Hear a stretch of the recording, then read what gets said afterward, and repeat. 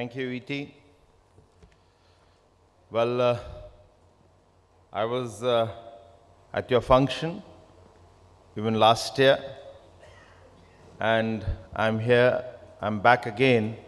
The only thing, as my namesake has just explained, that I'm not the health minister anymore. I'm the MSME, investments and exports and NRI. So I've got 7 more departments. But I'm always happy to add to my favorite subject, that is the healthcare. And today's the topic or the discussions which you are going to hold or deliver on is something which is actually very, very important. And as a health minister in the Niti Aayog, I've been always speaking about things. And one of these areas has been the digitization, which was certainly happening, but moving on to the disruptive technologies in the healthcare. And therefore,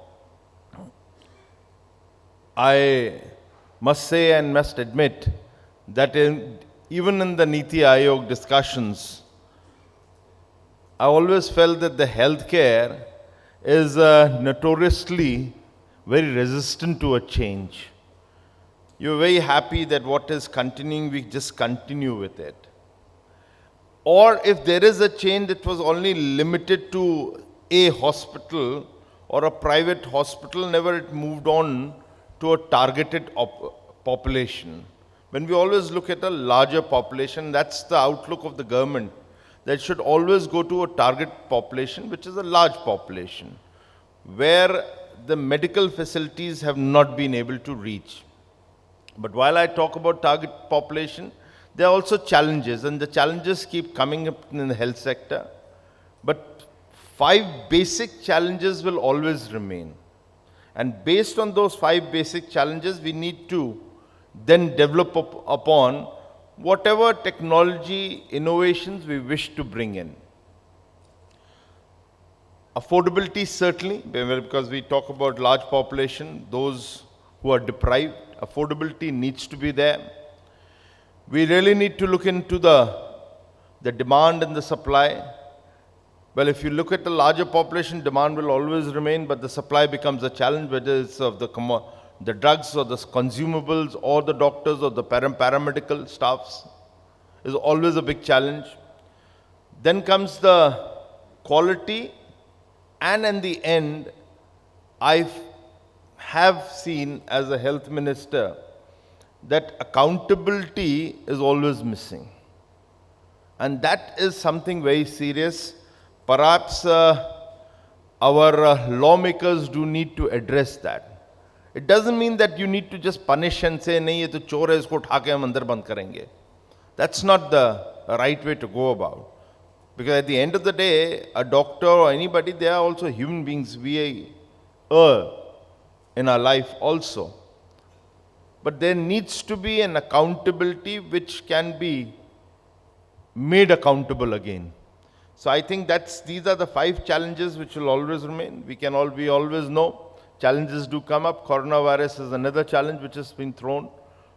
Earlier, I still remember childhood, the typhoid and malaria used to be a big thing. अरे भाई typhoid हो गया, बहुत दिक्कत होएगी. Similarly, we were seeing swine flu.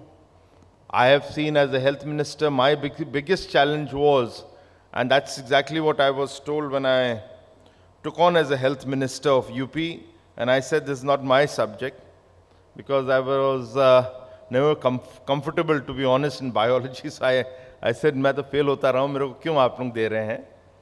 But I was given this health because they felt maybe I can do some improvements as a management because being a management side student.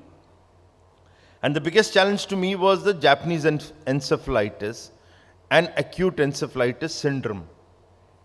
And let me be honest, when I took over in 2017, the Gorakhpur and the eastern part of Uttar Pradesh was still seeing many, many deaths. Or the deaths which were there 40 years, it was just continuing. And all I was being told is, yes, there is a vaccination for JE, but for AES there is no vaccination, so prevention is this. So fine, if there is a prevention, then what do we do with the prevention? So we went on a very massive scale. Just to give you one little scale is, we trained 74,000 health workers. We went along with them and UNICEF to 66 lakh houses in rural area to knock their doors and to explain that what you need, so do's and don'ts.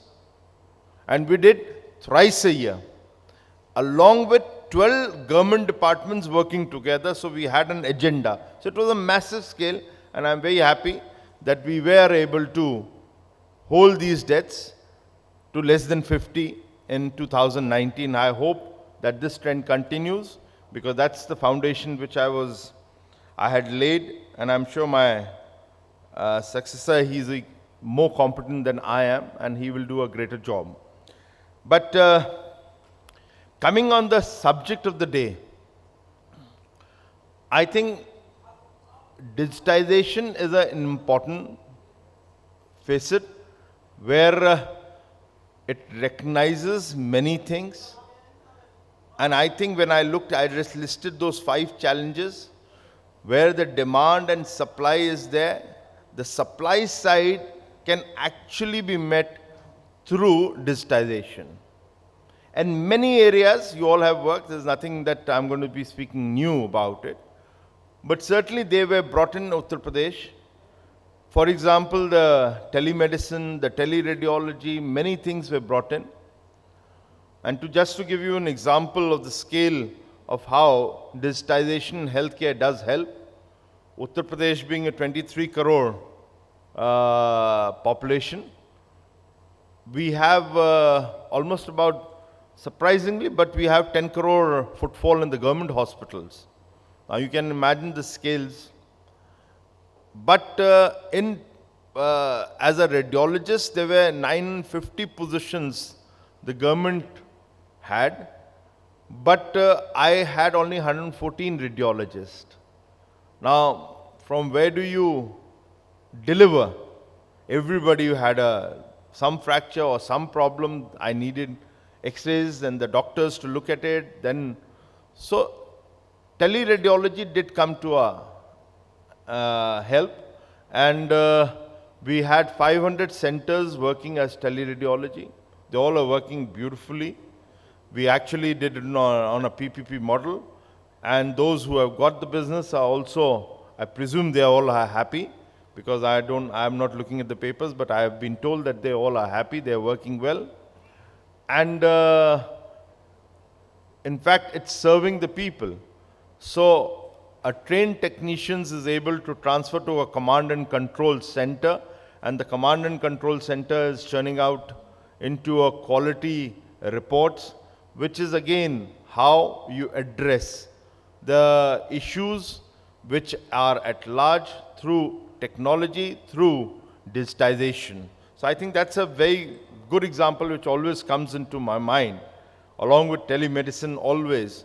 But what we really need to do is we need to jump, take a step forward. What as of now is being done throughout India is that telemedicine is restricted to only the way it is catered. You go to the hospital, they will do whatever the checkup is there, then they transfer, it goes to a command and control, and the doctors makes a report, and that be done with it. It can be many areas in which telemedicine is catering to. But it doesn't serve the people who are actually in the remote area and they can't come to you, because they need to be brought to the hospital is based on a diagnostic. If there is no, blood test being done, for example, how do you make out that they need to go for the next level? That decision was never made, which I think UP has taken the lead in India, and we become the pioneer. Again, it's digitization.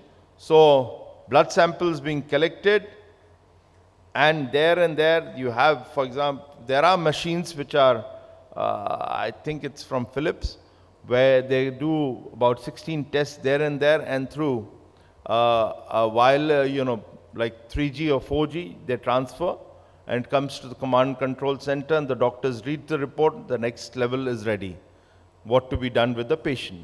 So again, this is all digitization which I'm talking about. And I was, the opening sentences came from the blockchain.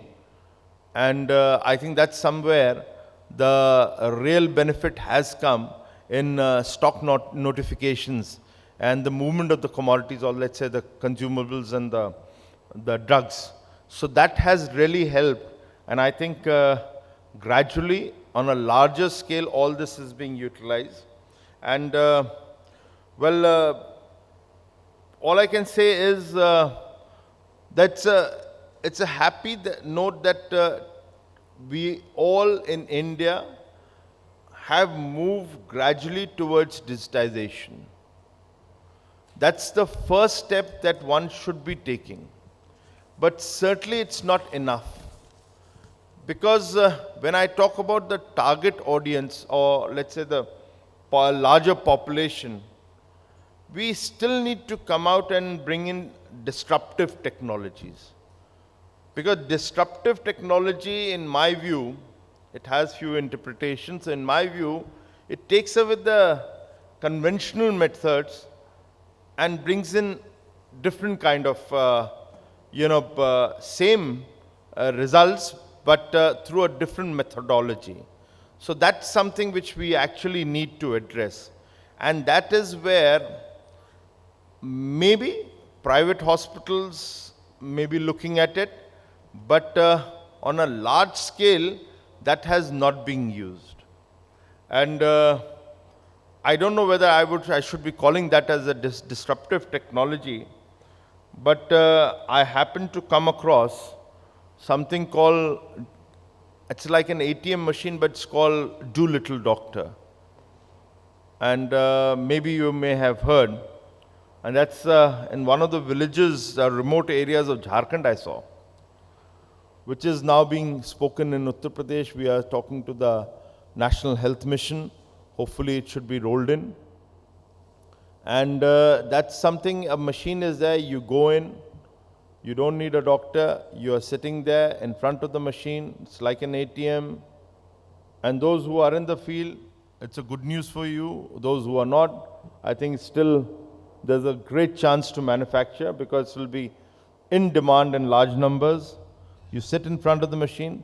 There are roughly, I don't know whether it's 12 or 16, but there are roughly those vital tests which are done. They all are transferred through technology or digitization to again a command and control. And from there, the doctors then punch certain numbers or along with a report, and the machine itself dispenses the medicines. So that's something I would say is really disruptive in the nature. So maybe one can say that it's a disruptive. So this is something which is required when we all talk about technology, and that's the next level. India really needs to move forward, because there is a reality of shortage of doctors, their infrastructure.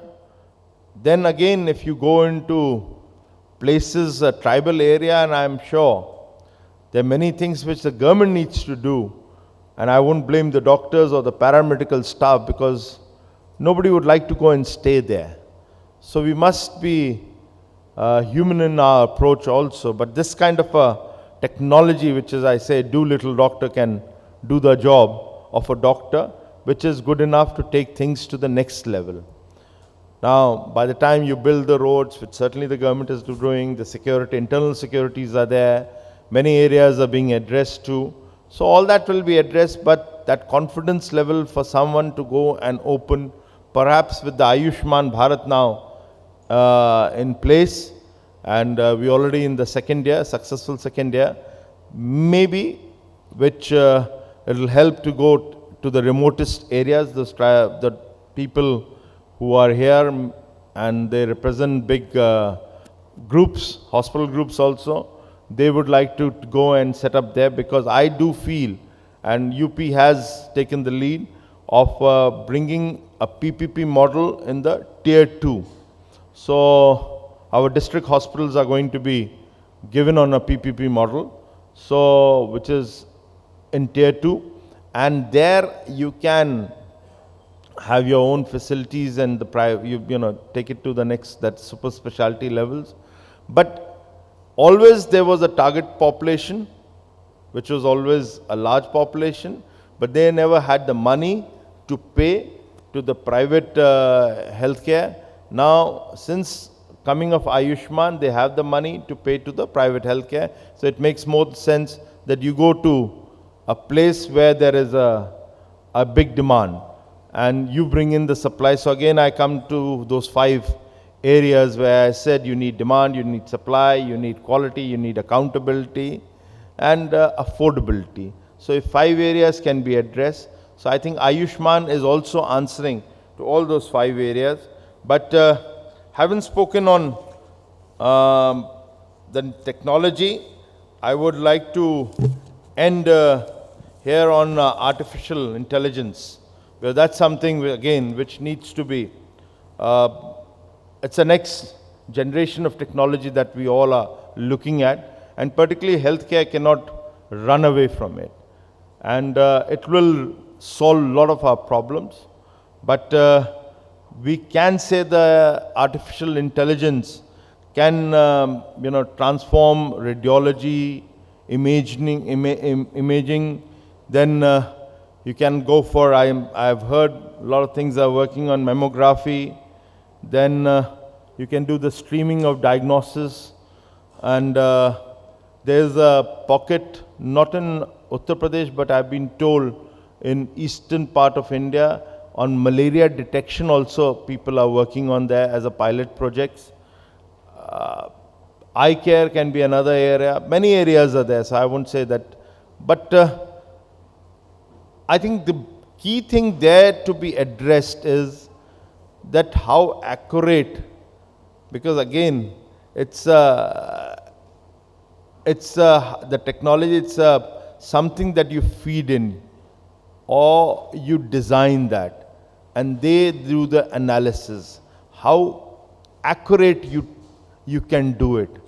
Can we afford even 1 or 2% chance of the analysis not being correct? That's always the challenge.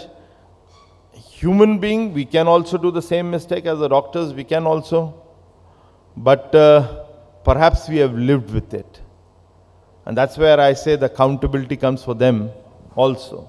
But I think artificial intelligence, when it is rolled out, if it is rolled out in, for administrative work, one can say that it's perfectly okay. But interpretation and doing analysis is going to be a key area. But, and to say that one size fits all, perhaps I'm not getting convinced that artificial intelligence can answer that question, that one size fits all. But nevertheless, it's the next stage, and we should all welcome. We shouldn't say that, oh, it won't fit, so let's leave it away. I'm sure technology does help to improve the healthcare. It is a paradigm shift. Green, I was just reading that you are looking at the green hospitals. That's something I would always say. Your rooftops of big hospitals are always there. You pharmaceutical companies, your rooftops are there. And on the other side, for a government, I think I'm also in discussion with the government of India, because there is a metering part, which is a gross meter and the net metering. The gross meter is not the right solution for those who want to have their own facilities and drawing solar power. Net metering is there, which the government should open. Hopefully they will open. And that's because, and that was the reason that I could not, as a health minister, give my 175 district hospital rooftops. I could not give my almost about 1,000 community health centers, CHCs for the rooftop. So we have been missing, but yes, in my view, it is a great step. So green house should be discussed, green hospital should be discussed. That would help certainly looking at the environment too. Thank you very much for giving me this opportunity once again. And I did, before coming here, I did ask the organizers, Siddharth, I did talk to them and I said, well, I don't know whether you know that I am no more the health minister. Would you still like me to come? So they were kind enough, they said, or they were too embarrassed to say no at that stage. But I always enjoy to be here and speak on healthcare at the ET function. Thank you very much.